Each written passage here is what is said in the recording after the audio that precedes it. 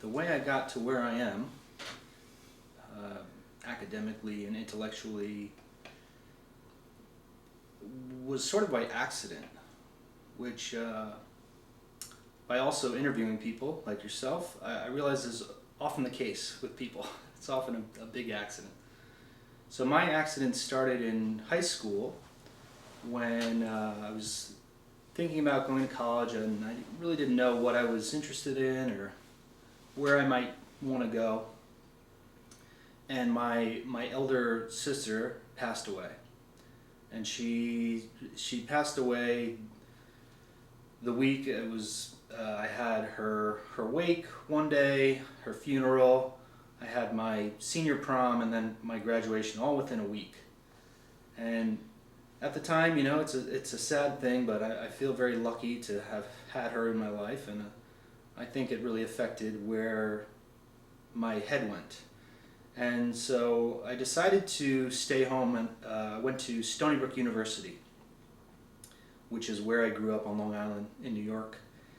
And my freshman year, I decided to take, it was kind of like I don't know what they call them at different campuses, but same group of students in all the same classes, and we were on a philosophy track.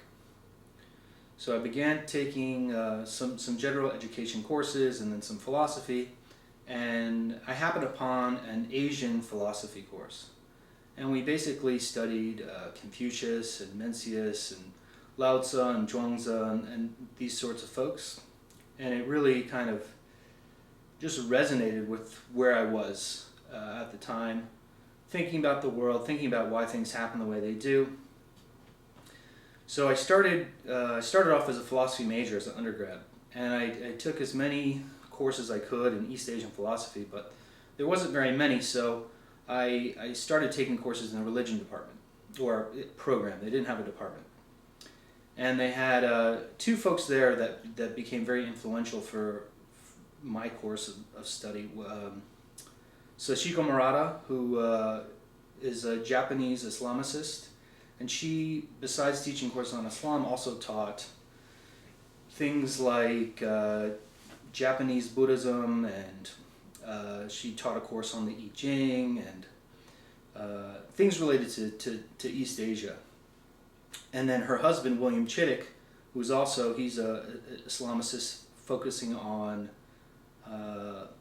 basically the Islamic mystical tradition, Sufism, what you may call it. And he was great. They were both great. They were very, very influential for kind of directing me. And so basically I took as many courses as I could with them, the two of them. And I ended up being a religion major. And once I was getting to the end of my undergrad, I decided to go on for graduate work in religious studies. And I ended up going to the University of Colorado in Boulder with the intention of studying Chinese religions. When I got there, I started taking courses with Terry Kleeman, who is he does religious Taoism, but he really does what's often labeled Chinese popular religion. And I very quickly realized that what I thought was Chinese religions were not Chinese religions. And I guess also that happened with Islam as well. I had a very kind of eggheady notion of religion. It was a very kind of literary tradition, very theological, and I wasn't really super concerned or cognizant of people, what people do, and how this thing we call religion affects their everyday life. And it was great because it kind of, working with people like Terry and George Keyworth, who does Buddhism, and then also Fred Denny, who was an Islamicist who was at CU at the time, just thinking about what people do every day. And it really transformed how I think about religion in general, and what my interest then became. So Dr. Chittick and Dr. Murata really planted these seeds, and then they were really kind of sown at the University of Colorado. When it was time to kind of think about what I wanted to write a thesis on, I was very interested in Islamic studies, I was very interested in East Asian studies, and I didn't really want to give either up.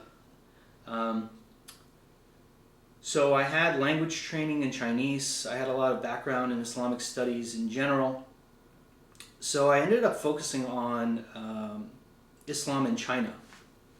And Sachiko Murata at Stony Brook, she is one of the first people in the West to really work on this subject, although I wasn't that interested in it at the time when I was there. But she has been very helpful throughout my career, helping me rethink these things I now focus on and what I'm writing on. So I wrote my master's thesis on what I call a Sino-Muslim, or some people might call them a Chinese Muslim. One of the first Chinese Muslims to write about Islam using the language of literary Chinese. So their work in general, this whole genre, which is called the Han Kitab, or referred to as the Han Kitab, they use Buddhist, Taoist, Confucian literary language, terminology, and their work is marked by Chinese characteristics, whether that be thematically or just visually. Right? It's imagined in a Chinese way what Islam is to them. And this seemed like something that really allowed me to examine the various interests I have without giving them up. And it was a wide open field. There's not many people who focus on this. So I ended up going to the University of Washington in Seattle for a PhD in Near and Middle East Studies. And this program really worked out because it was an interdisciplinary program. And what I found at the time when I was applying to graduate school for a PhD, and what I've found also in applying for jobs in religious studies department, is a lot of people couldn't really figure out where I fit with what I'm doing. So people often that were in Islamic studies related programs, sometimes these are situated in area studies, it didn't seem to fit to them. That wasn't Islam enough, or whatever you want to call it. And the same kind of thing happened with East Asian focused programs. It wasn't Chinese enough for them. So I had a hard time finding somewhere that really allowed me to explore this in the most dynamic way that I thought possible, which is really in this kind of interdisciplinary way, both the way I approach things, but also just in geographic location. While these people are situated in China, they're often intellectually situated elsewhere, what we might call transnationally now. So the program at University of Washington was great because I got a real great foundation in Islamic studies more generally, in language training in Arabic. I got to study in Yemen while I was there, and lived in Yemen for a while. And it allowed me to really pull on people that were Arabists, and pull on people that were sinologists, and work with people that were in religious studies more generally within history. So it was a great place to explore the topic that I'm working on, which I don't think I would have been able to do in many other places. So I ended up writing my PhD dissertation. I wanted to initially focus on one figure, this figure Ma Dushin, who's from the 19th century. And after looking at this Han Kitab literary tradition for a long time, I noticed that he was unique in several ways as I was starting to think about this. And he was the first Sino-Muslim to record a Hajj pilgrimage diary. he certainly wasn't the first Sino-Muslim to go on the Hajj, but he was the first one to write about this in a systematic way. He was also the first Sino-Muslim to attempt to translate the Quran into Chinese as a whole book. He wasn't able to finish this. He actually died before that. He was executed because of his involvement in a Muslim uprising during the Qing dynasty. But he started from the beginning and got through about 5 chapters. So we have 5 chapters of his Quran translation. But he was the first one to attempt this as a total document. And then he was the first Sino-Muslim within this Han Kitab tradition to utilize Arabic and write his texts in Arabic as opposed to just Chinese. So these were really striking to me because looking at the 200 years prior to this, no one was really doing any of this stuff. And I didn't really want to just write kind of a life and works type of study of this guy. I could have, but I didn't think that was really interesting, and I didn't think by doing that it would really demonstrate how unique he was in relation to his tradition. So what I ended up doing was looking at him in relation to 2 other kind of seminal figures in this tradition. One, this figure Wang Dayu, who was the first Sino-Muslim to write Chinese language Islamic texts. This figure Lu Jur, who's from the 18th century, who is one of the kind of high points during this tradition, one of the most sophisticated in this tradition. And then I looked at this figure Ma Dushin, and I tried to think about these topics more broadly also, these topics of pilgrimage, scripture, and language, and how other people in the field of religious studies and Islamic studies are approaching these topics. So that's my first book, and so I'm working with Stanford University Press now, and I've gotten a lot of good feedback from them about ways to make that a better book, which the dissertation certainly was not a book. So that's kind of intellectually how I ended up here. Would it be relevant to talk about teaching, or? Fine, if you'd like. Yeah, sure. So, well, in relation to teaching, the kind of theoretical approaches I take to these topics really motivate how I teach. So I try to think a lot about categories, the construction of discourses, and not only, I most often teach a world religions class, not just give a kind of a world tour, right? This is what Hinduism's all about, this is Buddhism.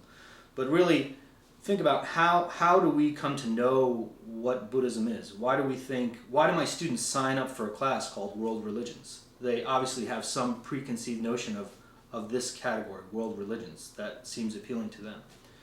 So how do we get there? So one of the other things I'm really interested in, which I haven't done a lot of research in, but is really one of the focuses I look at in my courses, is the role of various types of media, whether that be news media, popular culture. And so I have my students look at all these things and examine when we imagine Buddhism, why do we imagine a traditional monk-looking figure possibly in a meditative pose? And when we think of Islam, why do we maybe think of violence or terrorism or other things? Right? There's a long history to how these ideas have been constructed for us that I think students especially take for granted. So we focus a lot on media and how that constructs those ideas. And that's something I'd really like to work on in the future, is as far as my research goes too, is how does media, things like film, television, even things like music, art, shape our understandings of these various traditions.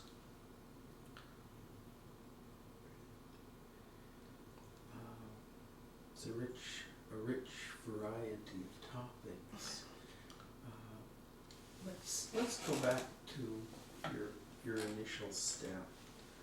You became interested in Asian philosophy and in Asian religion because of some questions in your own life or some difficulties in your own life. Mm-hmm. I'm wondering if you could speak a little bit to how the Confucian and Taoist and Buddhist stuff that you ran into was helpful to you. Sure. So, for me, one of the things I was wondering at the time was, why do particular things happen, and why do I understand them, or why do other people understand them in particular ways? So, losing someone you love obviously is a horrible event, but sometimes people just get stuck on that horrible part of it and can't see it for any other outcomes or things that might come of that. So it was more kind of the Taoist philosophical text and really things like the Zhuangzi that really resonated with me about often the way we think about things are really constructed by ourselves, by our communities, and we sometimes limit them in too many ways. So was losing my sister sad, and do I miss her? Yes, of course, but having her in my life really shaped who I am today, and the event of losing her made me think about the world in particular ways that now propel me to examine and research the things I do, I think. So it's these kind of things that trying to step out of kind of everyday conceptions of what might be good or bad, and how things affect us. And by overdoing things or trying to make things what we perceive as correct, often do more harm than just letting things be. So at the time, that was very helpful to think about the world in that way. That things happen, and while I might perceive it as negative, it might not always be negative, right? It might have later outcomes that are very, very positive. And we can't always see these things when things happen. So I guess that's really this kind of idea of transformation, that things have ebbs and flows, and that phenomena happens and then affects us in various ways. I think that was really what was kind of sticking with me at the time. So that kind of explains something about your initial connection to Taoist teaching. What was your initial connection to Islam? Yeah, this really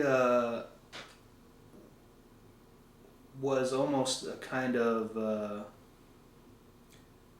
it was really personally situated. Both Sachiko Murata and William Chittick are very charismatic people. And I think it was really them that grabbed me, that I gravitated to. And they were the type of people you just wanted to be around all the time. part of that, I think, is because they're such great minds. They have such a grasp of these traditions that it's effortless for them to discuss these things, and it just falls off their tongue. But what both of them specialize in really is this Islamic mystical tradition. And this also, I think, resonated with me at the time. Prior to this, I really hadn't thought about Islam as a religion. Thinking back, I mean, I probably had some friends that were Muslims, but it wasn't something we even thought really about. So the way that Islam was introduced to me was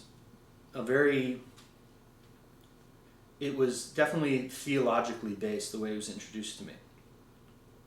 And with this heavy focus on people like Rumi and Ibn Arabi, and this whole kind of really philosophical Sufism tradition.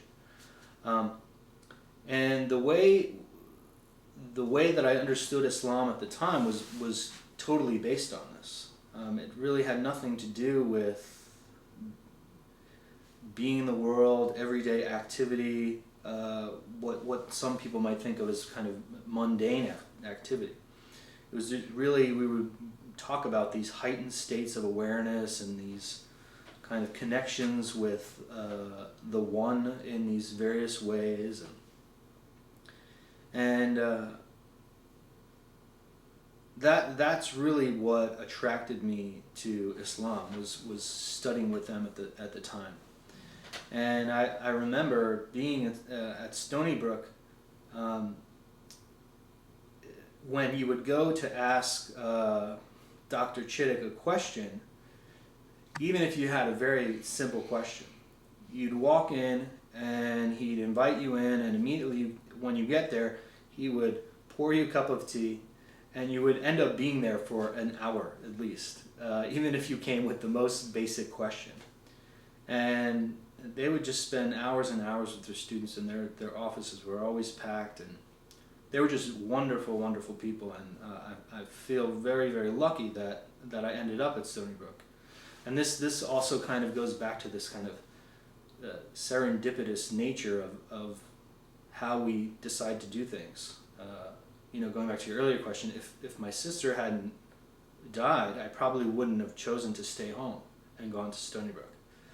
So it's these kind of connections that, looking back, you can see that all of these kind of philosophical systems really struck my interest. So that was my kind of initial attraction to studying Islam.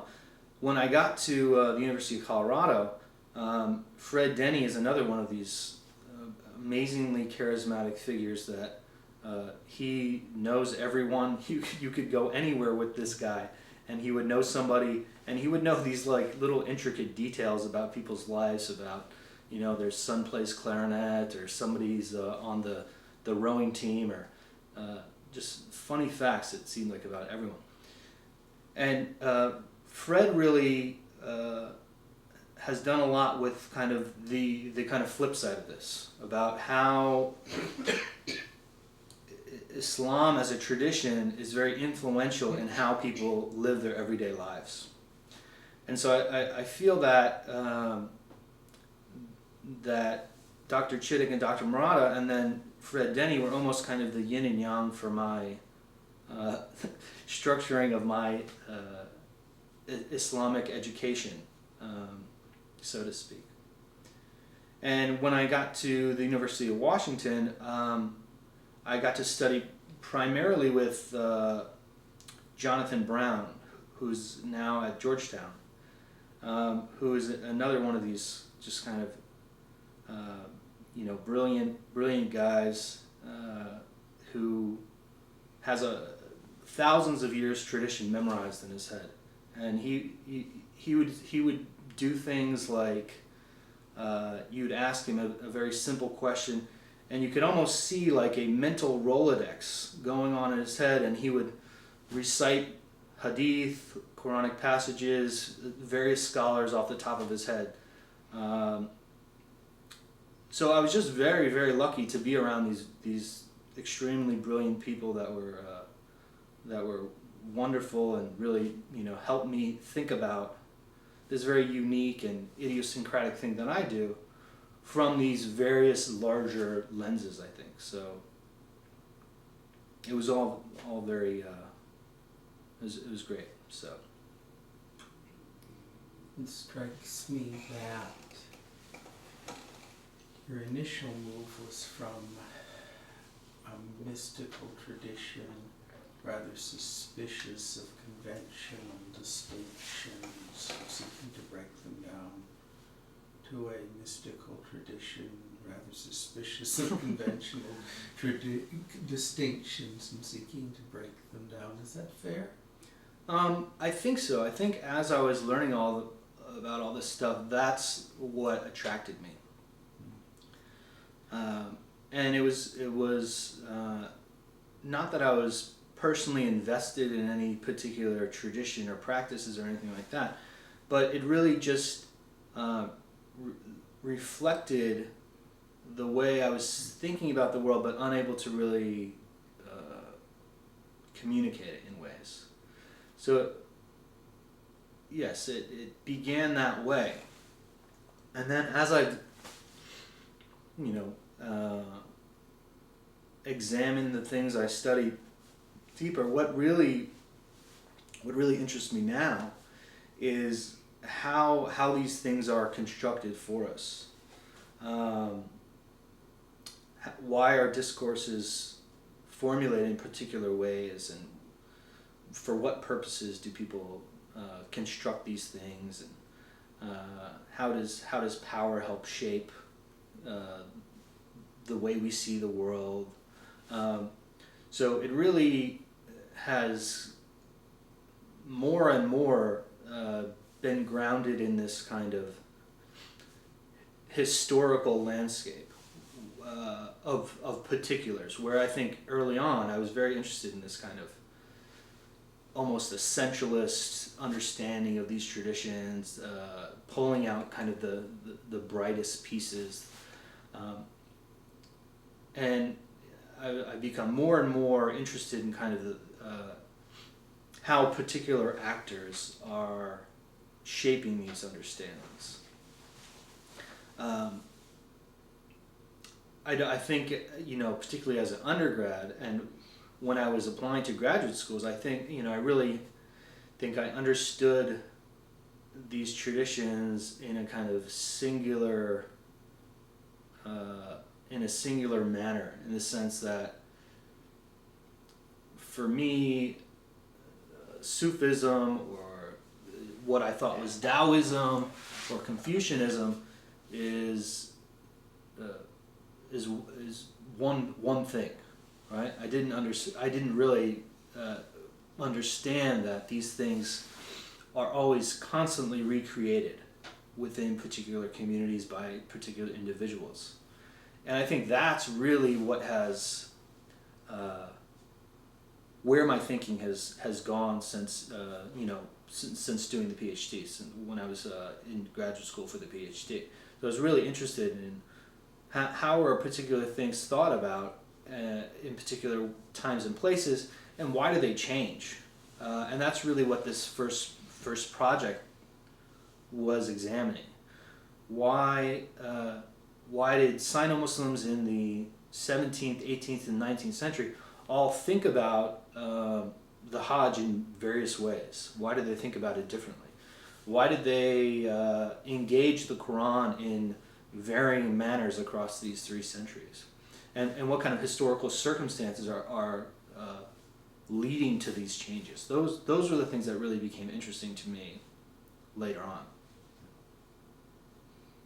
Can you give us a little bit of introduction to the issues at stake in Islam in China? Sure. Well, I guess what I think would be important is really situating that while it might be seemingly unimportant, right? It might seem like I often get the question when I say I study Islam in China is people would say they're Muslims in China. This is I've gotten that question 100 times.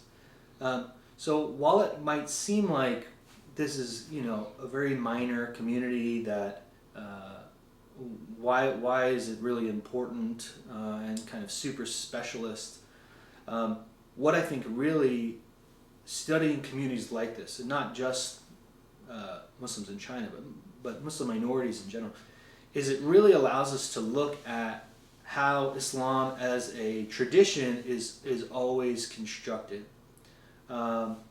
People have this assumption that Islam is, and this is often how not only outsiders view it, but also what we might want to call fundamentalists, and not kind of extremist fundamentalists, but people that look to the fundamentals of the tradition, is that it's Arab in character, centralized geographically in the Middle East. And what I think studying Muslims in China does is it really shows us that Muslims in Arabia, Muslims in North Africa, Muslims in South Asia, Southeast Asia, in anywhere, are always localizing their tradition. And what Muslims are doing in China is really no different than what Muslims are doing in any other location. So I think it allows you to really examine, almost because of this heightened state of how seemingly contradictory this thing Islam in China might be. Right? We have two of these great civilizational traditions. How are they going to cooperate? How are they going to work in dialogue? So I think it allows us to really think about things like syncretism. Is this really a useful way of thinking about religious interaction, or any kind of social phenomena that's happening in places with multi-ethnic or multi-religious communities? Things like the idea of vernacularization. How do we take traditions and make them local? How does that process happen? And so all of these really important ways and processes of understanding what's going on with the things we call religious, I think become almost, we become hyper aware of them in the case of Islam in China. So I think it's great. I think it's one of the really important areas in Islamic studies that can help us think about the tradition more broadly, and what are these how does this tradition become important? How does it become communicated? How does it become transformed within particular times and places? So a lot of times people think what I'm doing is very kind of niche-y. It's a very small niche.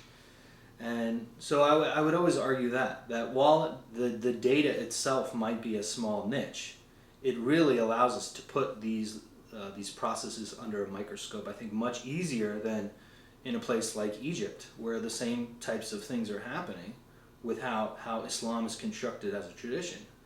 But it just, it's become naturalized in that environment that we think, oh, of course, that's how Islam works.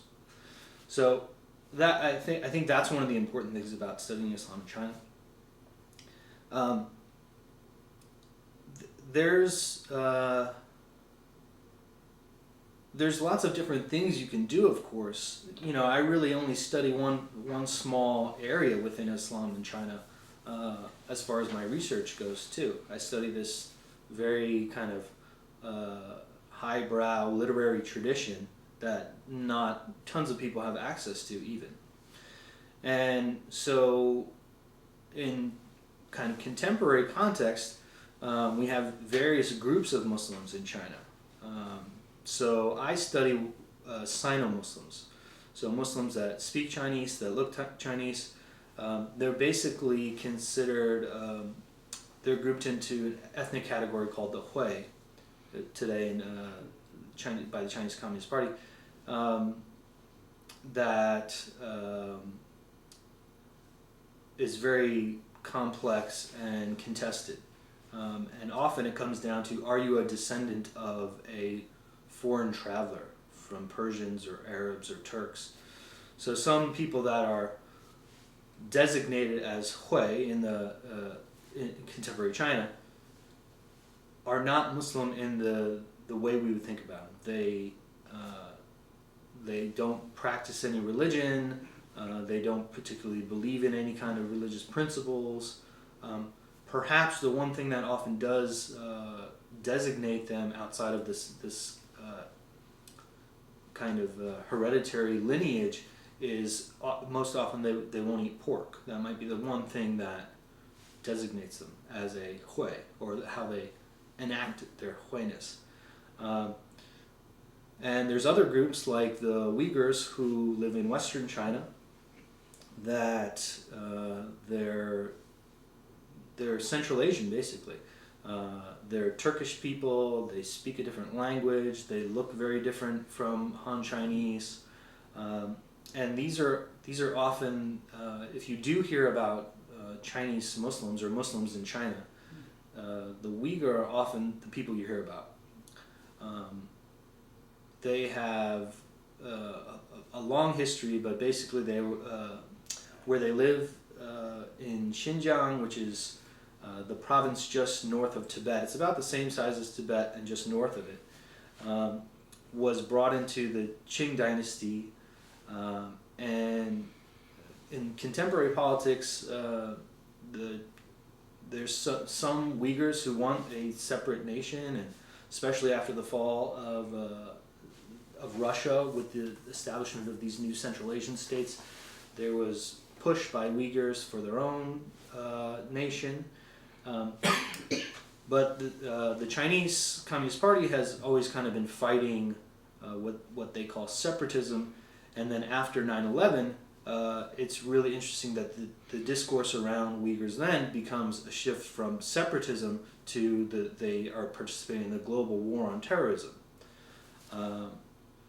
So for me, those are the kind of things that are interesting. Why, how does this change? Does anything really change in what's happening, or is it just the way we talk about things? So what's going on in relation to Islam in China really is there's tons of stuff, and while I have my hand on a very small section, I kind of keep my ear to the floor as far as everything else goes. So. Well, I'm constructing kind of one model in my head as we talk. There are, of course, devotional or meditative traditions that have entered China, Buddhist stuff, for example. And there are meditative traditions the Chinese engage in already. But Islam, as I've always understood it, comes with a commitment to law. And along with law, some kind of presumption that the religion will govern a body of believers in their economic and social and interpersonal interactions. So it's puzzling to me how Islam works as a minority religion, especially within a well-articulated set of rules and customs and so forth that have their own slant on economics, on relationships and so forth. It just doesn't seem to be a very good minority. Okay. And I'm wondering if you might speak to that. Yeah. So part of it is, I think, this idea of law being kind of this integral part of being a Muslim has some truth to it, but I think it's often an ideal that is navigated in various ways dependent on the cultures that people are in. So I think that's part of it. This idea of Sharia, which I think you're alluding to, also has kind of broader implications than what we think of when we think of law in a Western context, which I think you're noting here. But how that plays out on the ground, I think, often is more flexible, and we see that all over. You see that everywhere that you go and find Muslim communities, especially in minority populations. What I should note, I guess, in relation to the history of Islam in China is that this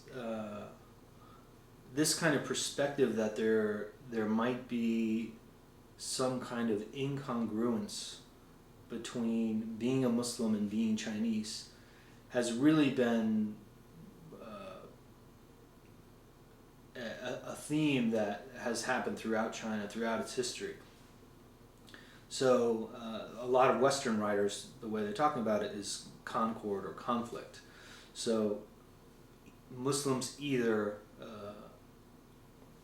appropriate the dominant culture, being Chinese, or they're in constant conflict with it. And there's various historical events where Muslims were part of rebellions against various Chinese dynasties and governments, and so there's certainly data that you can say that you could argue that. What people often say with the people that I study, this Han Kitab tradition, is because they use this kind of Chinese language, but also symbolism, and they many of them really rely heavily on kind of a Confucian signifiers in the way they write. A lot of people have argued that these people are the flip side, that these people are the ones that have totally adapted, right? They've given up their Islamic priorities in order to be situated within a Chinese cultural context, and that really there must be a choice. There can't be kind of this middle ground, and that's what I try to really show in my work, is that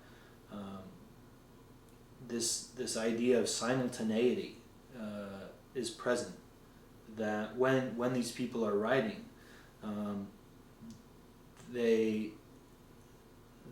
they're navigating these identities simultaneously. It's not a loss of one to adapt to the other. It's really that they are Chinese and they are Muslim, and there's no contradiction in this. So that's how I see it. And certainly other people disagree with that, but I think there's others now that also kind of posit this position and try to get rid of this, or at least deconstruct this idea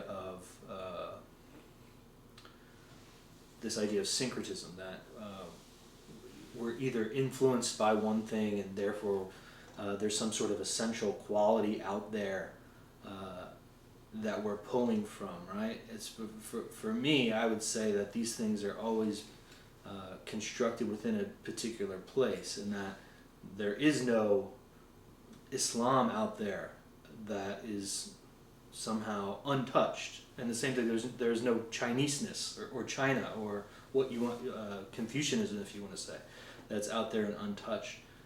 it's always situated and created by the participants involved. So for the people I study, I don't think there's this conflict. So,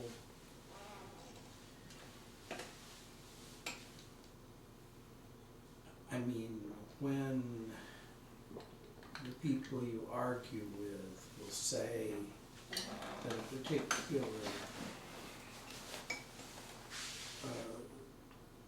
Chinese person claiming to be still Muslim says what he says, it's so close to what a Confucian would say that there's no way of distinguishing. Mm-hmm. And so what we've got is someone who claims an ethnic identity for whatever reason, but it's not interesting that they make that claim, except as maybe a biological fact about them. Like people who know nothing about Norway, have never met a Norwegian, but claim to be Norwegian.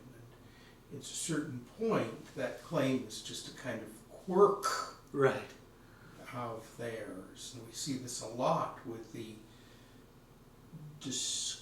disconnect between immigrants to, say, Minnesota and their countries of origin. And other folks are quite centrally, located as Norwegian Americans, as Icelandic Americans, and you can see that whole thing.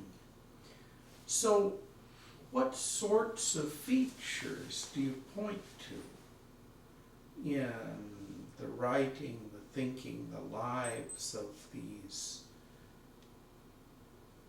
people claiming to be Muslim, living in China, that seems to you to be important evidence that they have held on to their Muslim heritage in some sense, that they aren't just claiming the name sort of to be different or to not, as it were, be false to their grandfather, or whatever reason you might see a Norwegian American in Minnesota saying, well, I'm really Norwegian. I love that example, because when you meet people that are foreign, and if someone says, oh, I'm half Irish, half Italian, people from Italy think, what are you talking about? That doesn't make any sense. But I know exactly what you're talking about. In contemporary China, it's partly because you get benefits for being designated as a minority. So there's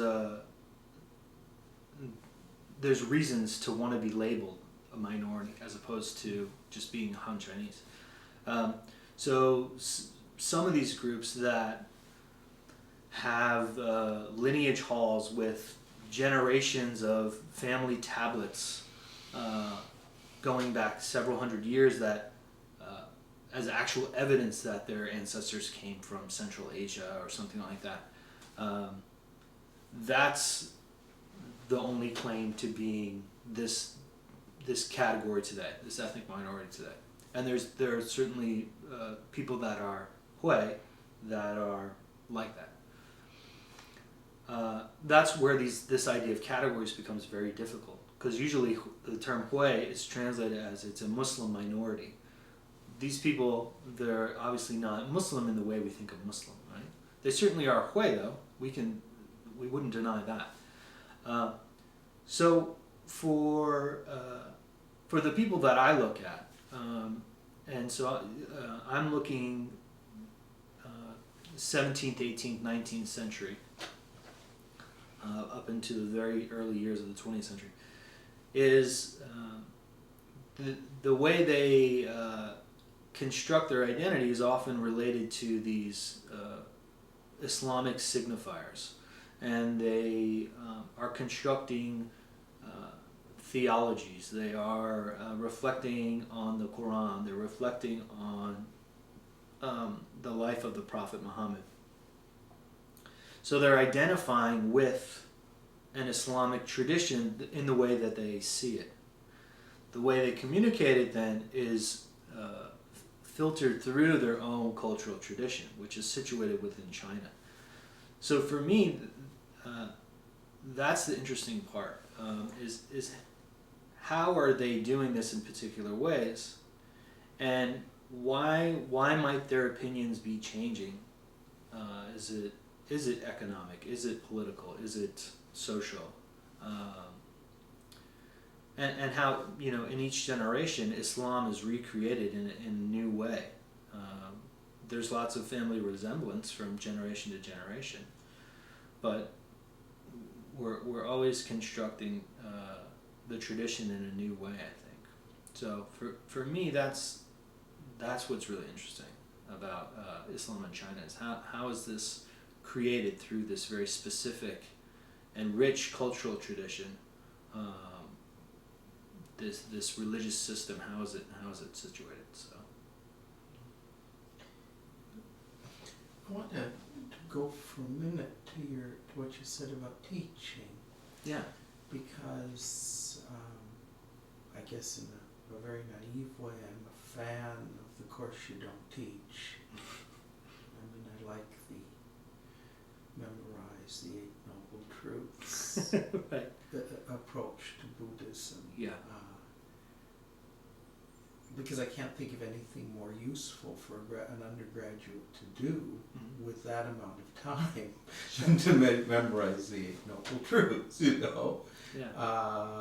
Or for that matter, the Seven Deadly Sins. I mean, this stuff sticks. I'm wondering whether when you came to your first religious studies class or philosophy class, you came with a particular need, particular disquiet, and it was helpful. Yeah.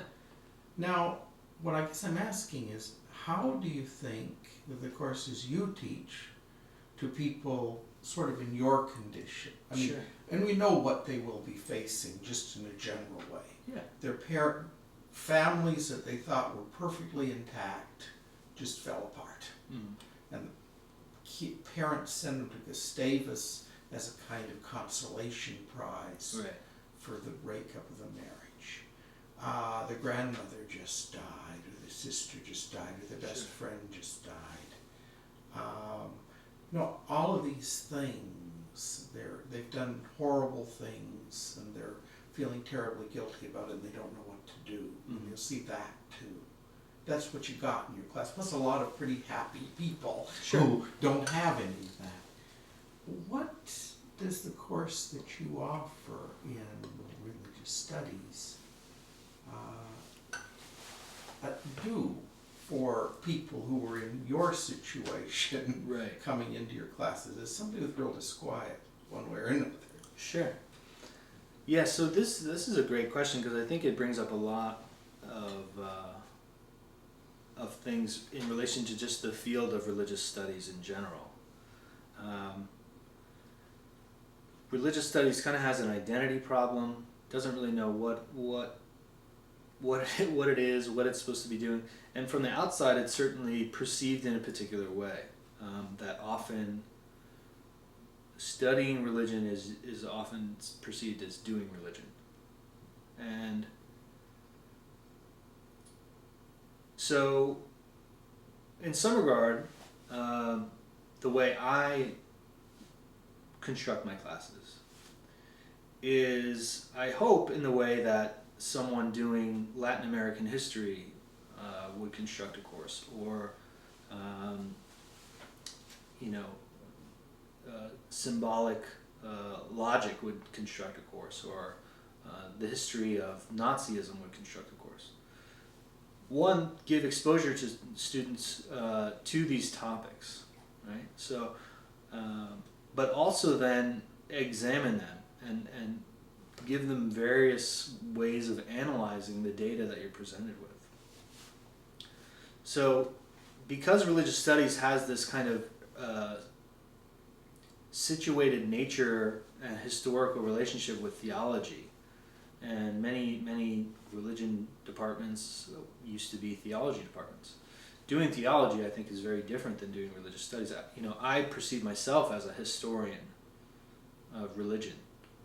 You know, religion just has to be the data, happens to be the data I'm looking at, this thing we call religion.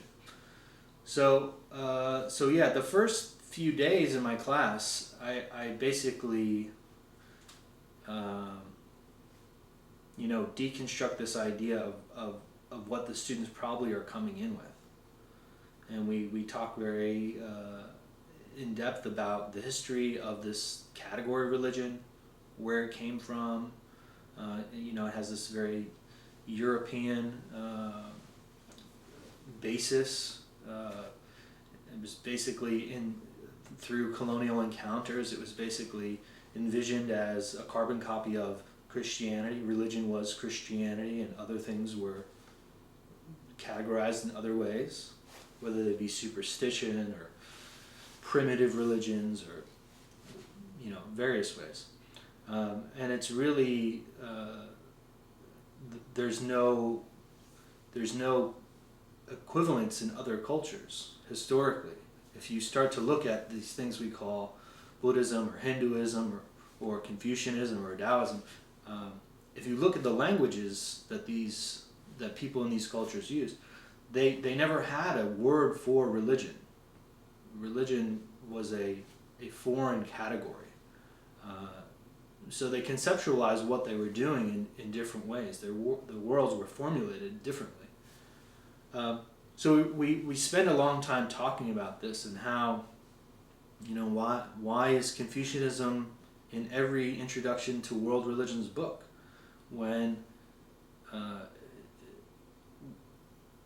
it might be difficult to say what is religious about Confucianism for many people. So, and what I'm hoping to do by doing that, right? I mean, I could do this world tour of this is what Buddhists say and this is what Islam is all about, and is that I don't think studying religion is anyhow different than studying, Russian history or American literature.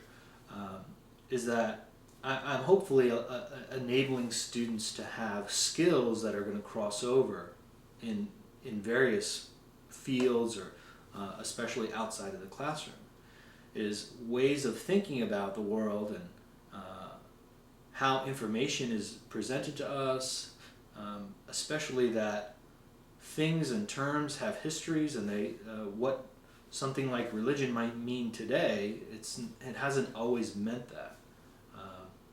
So I think doing that, along with hopefully introducing them to various interpretive frameworks for these traditions. So we certainly do go through the various ways people construct Buddhism and how people have interpreted Hinduism or Islam. But what I hope to do for the students by the end of each of these sections is, in the same way that they might be familiar with Christianity, that there really isn't one Christianity that we can talk about. Students, I think, get that, especially being at a Lutheran school. But there really isn't something called Hinduism that we can then, all the various things that are collected in this box of Hinduism, they're really not as connected as we might imagine. And the same goes for all of these things, for Islam, for Buddhism, for Taoism. So I do hope to introduce students to various cultures and people, and I think I do that.